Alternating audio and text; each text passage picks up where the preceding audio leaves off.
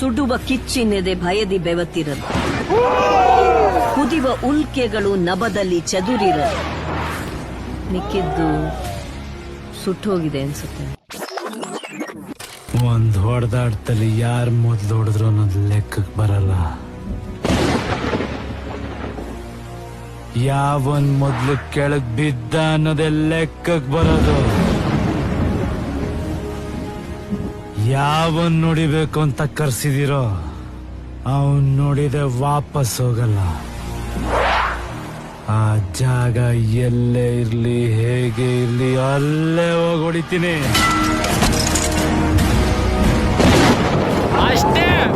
ಕಾತರಿಸುವೆ ಭೂಮಿ ಅಪ್ಪಡಿಸುವೆ.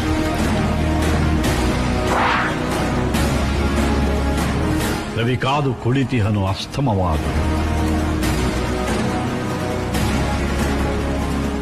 ಗುಡುಗು ಸಿಡಿಲುಗಳ ದಿಬ್ಬಣ ಕಾಲ್ ಕೆರೆದು ನಿಂತಿದೆ ತನ್ನದೇ ಬರಹಕ್ಕೆ.